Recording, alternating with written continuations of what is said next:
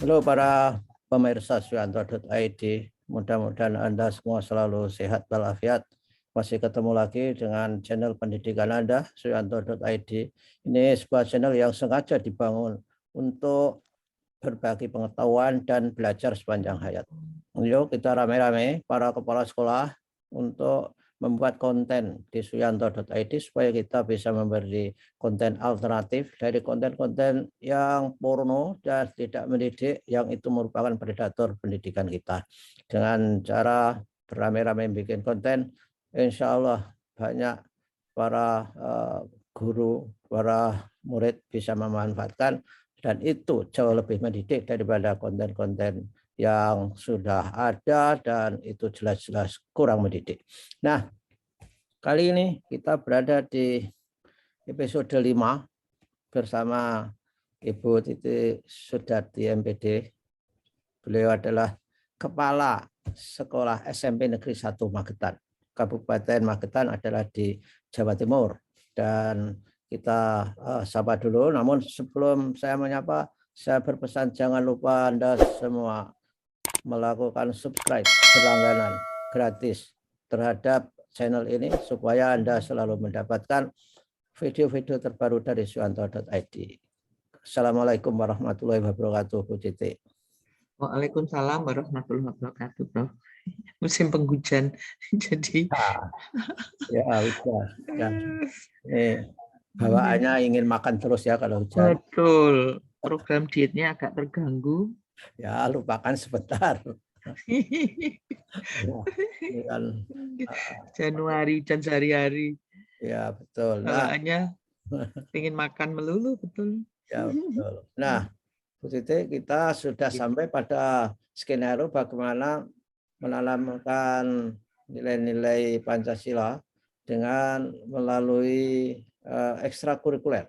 Saya kira ini penting sekali supaya para siswa kita bisa terhabituasi terhadap nilai-nilai luhur dari Pancasila sehingga memiliki karakter yang baik, yang mulia. Monggo, Bu Titi.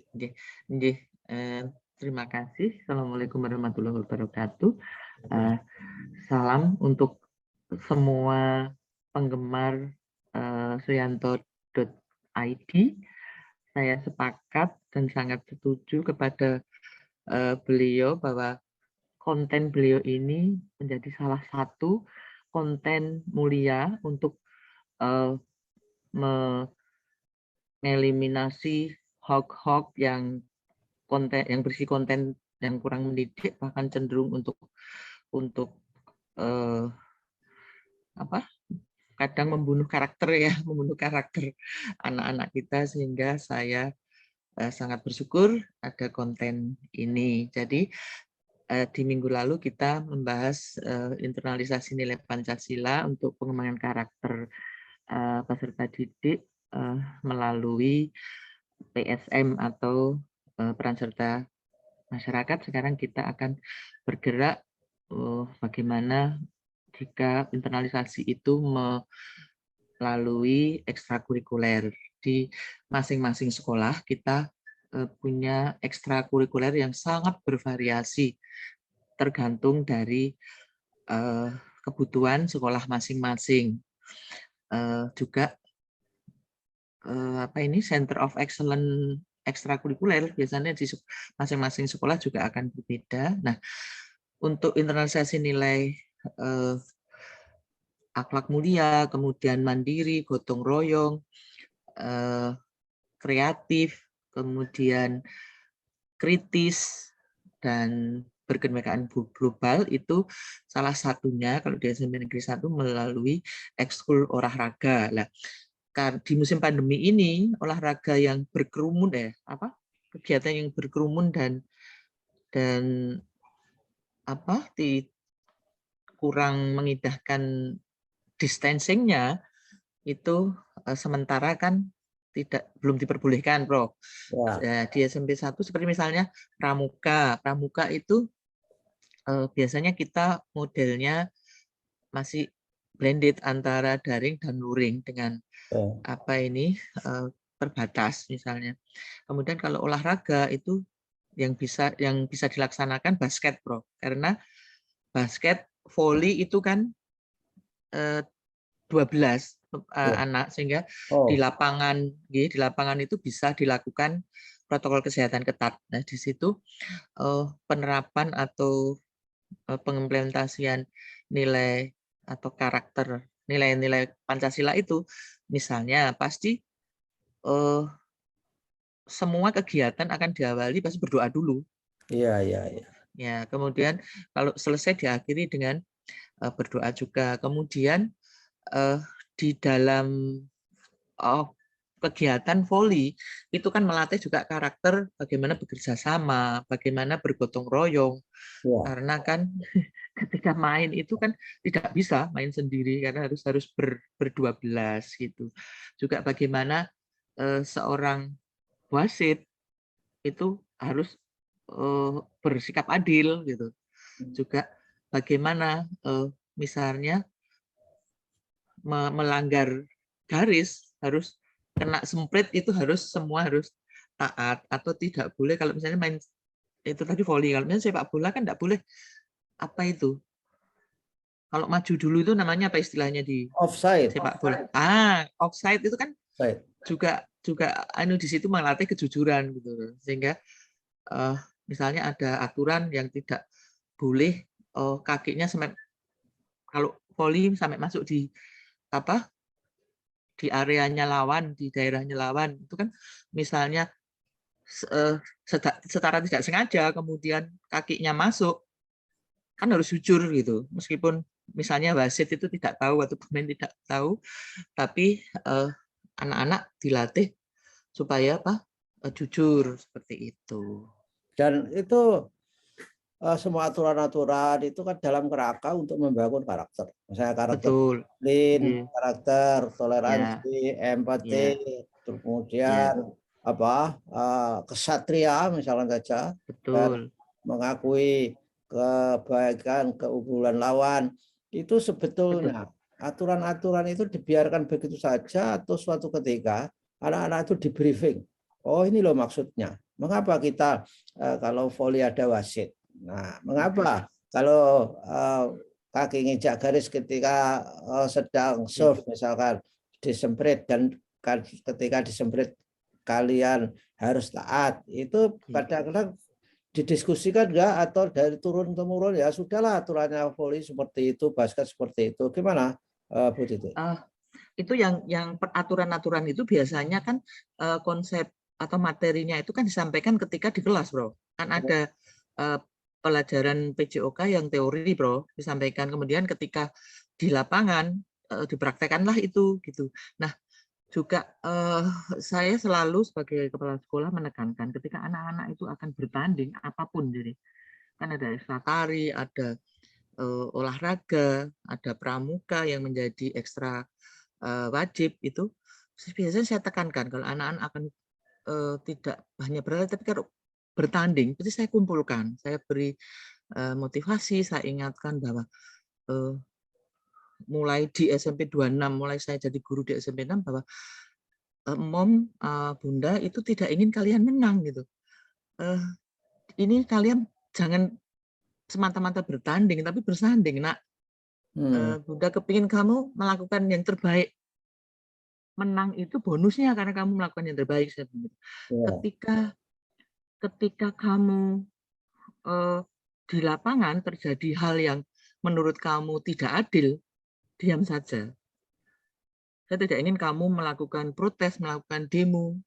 Nanti ada sendiri yang akan menilai itu, saya bilang begitu. Yang Ya. penting lakukan yang terbaik, karena bagi Bunda juara tidak harus bermahkota, karena ketika melakukan sesuatu dengan segala cara itu menyebabkan ada bukan juara yang bermahkota, jadi Ya. juara tidak harus bermahkota, karena yang bermahkota belum tentu semuanya juara. Saya tekankan seperti itu. Kalau kamu masih belum juara, berarti kamu belum melakukan yang terbaik. Tengok yang melakukan terbaik itu apa kurangmu, saya bilang begitu. Itu yang akan kita perbaiki. Sehingga alhamdulillah di sekolah-sekolah yang saya bertugas itu, Prof, biasanya prestasi itu berjenjang. Jadi misalnya di SMP 26, ketika saya datang, rankingnya kan ranking 23 dari 42 yang ada sekolah. Kemudian tahun berikutnya menjadi ranking 15, kemudian ranking 11, sampai di tahun kelima menjadi ranking 2. Sehingga kan berjenjang, tidak tiba-tiba dari 23 ke 1, kayak begitu. Juga Ya, di SMP 1. ya berproses lah ya. Jadi Tadi saya bilang ke anak-anak, sudah anak, kalau proses itu baik, pasti hasilnya baik lah. dan Hasil itu tidak pernah mengkhianati proses, saya bilang begitu. ya betul, seperti Ki Hajar itu kan tuntunannya adalah niteni neroke nambahi. Ya, itu Leres. sangat sederhana. Niteni itu ya lihat apa yang dilakukan orang lain yang baik, Ya. kemudian ditiroke dan Ditambah, imitasi, dan itu imitasinya itu lebih baik karena harus ada unsur nambahi. Nah, itu saya kira bisa diterapkan dalam implementasi nilai-nilai Pancasila dalam kurikuler.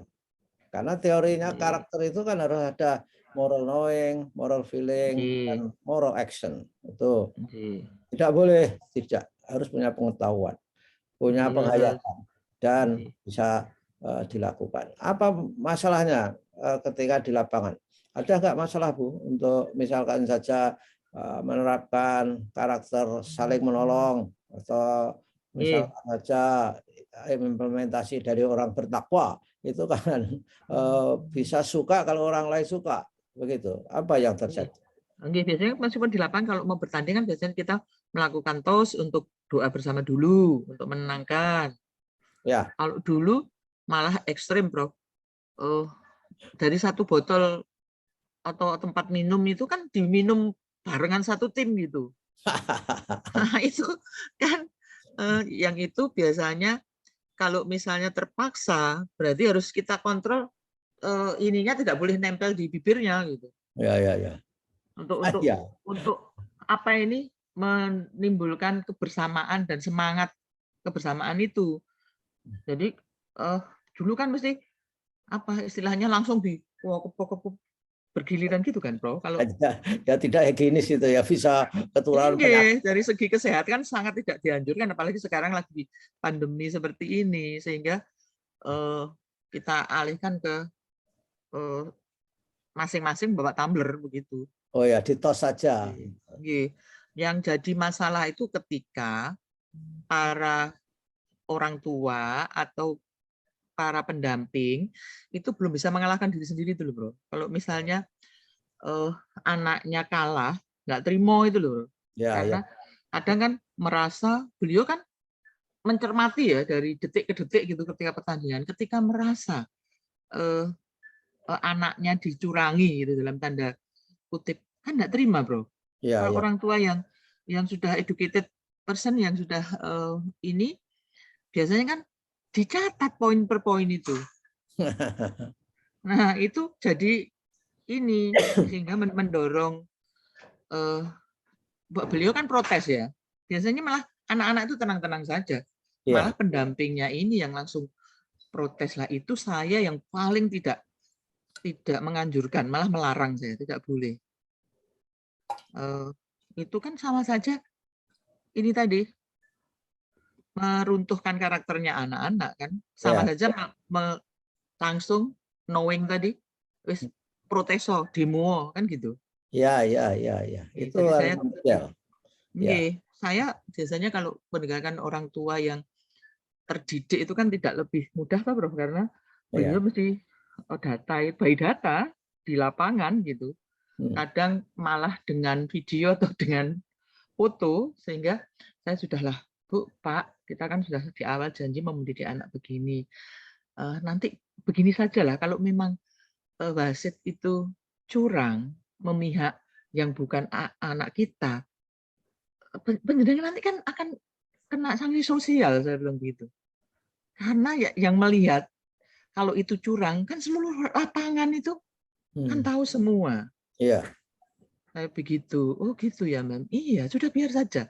Nanti mudah-mudahan kalau kita bertanding lagi kita enggak ketemu juri itu gitu saja. Berdoanya gitu terus langsung gini ya. Jangan Bu, Pak panjenengan kalau panjenengan protes itu banyak anak-anak sama dengan ngajari anak-anak untuk protes. Iya, Nah, ya. nanti jangan-jangan suatu saat nanti panjenengan di rumah yang diprotes. Karena panjenengan ngajari di lapangan. Oh, gitu ya, Mem. Enggak, itu yang biasanya kita nggak sadar dalam itu. Ya, betul. Dan ketika orang tua ikut-ikut itu kan sebagai bentuk model yang sangat efektif untuk ngajari anak-anak. Betul. Padahal karakter yang baik itu menurut penelitian itu harus dihabituasi paling tidak 21 kali.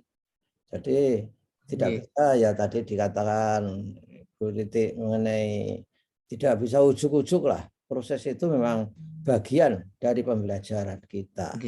Nah, ini yang terakhir, apa pesan kepada para siswa, orang tua ketika mereka terlibat dalam ekstrakurikuler kepada orang tua mungkin? Kita harus kompak gitu ya. Kita harus tetap prokes ya. Artinya begini, kan di anak-anak saya di SMP 1 Magetan kan sudah 2 kali vaksin. Kalau nanti misalnya ada harus vaksin lagi booster ya kita akan taat. Kemudian kan vaksin itu kan hanya salah satu untuk pertahanannya, tapi tetap protokol kesehatan seperti mengenakan masker, kemudian menjaga jarak kan tetap harus kita laksanakan. Nah, itu tidak harus di sekolah saja. Jadi orang tua di rumah juga harus ikut mengawal begitu sehingga nanti anak kalau bisa habis dari rumah ke sekolah pulang ke rumah lagi sehingga anak ini tidak berinteraksi dengan orang lain yang kita tidak tahu beliau sehat atau tidak begitu Prof, sehingga juga di musim penghujan ini tidak hanya COVID saja tapi kan ada juga demam berdarah, ada juga tifus, ada juga HISPA ya, untuk infeksi saluran nafas dan itu sehingga harus dikawal. Jadi harus kita bersama-sama. Kalau di sekolah anak-anak kan bawaannya kepingin main aja. Hujan itu ya istirahat ya keluar aja. Hujan-hujan main sepak bola lah. Kita kan harus kalau di sekolah ya digiring. Hujan, lah nanti kalau hujan kan ya basah semua. Lah maunya anak kan mungkin karena sekian lama sudah hampir 2 tahun tidak ketemu temennya, tahu-tahu yang kelas 7 naik kelas 8 kan gitu Bro. Yang kelas 8 sudah kelas 9, terus yang ini sudah lulus sehingga seperti euforia begitu anak-anak. Jadi orang tua harus bersama-sama dengan sekolah. Yang paling aman yang membawa peralatan makan minum sendiri, buat tumbler dan box makan sendiri seperti itu. Oke, baiklah Bu Kepala Sekolah. Terima kasih atas informasi dan diskusinya. Mudah-mudahan ini akan menjadi inspirasi bagi sekolah-sekolah yang lain agar kita bisa menanamkan nilai-nilai Pancasila di dalam skema ekstrakurikuler. Dan mudah-mudahan selalu sehat. Sampai ketemu lagi. Assalamualaikum warahmatullahi wabarakatuh. Nanti yang terakhir sepertinya agak lebih seru, Bro, karena untuk yang spontanitas ini kan tidak terprogram. Jadi yang tidak terprogram itu perlu penanganan khusus gitu. Sampai jadi biar penasaran para pemirsa tentang yang spontanitas ini masih satu episode lagi untuk acara kita. Terima kasih Bu, monggo. Ya, saya boleh menyapa yang para pemirsa ya Bro. Para pemirsa, sampai jumpa lagi. Jangan lupa subscribe, like, dan komen.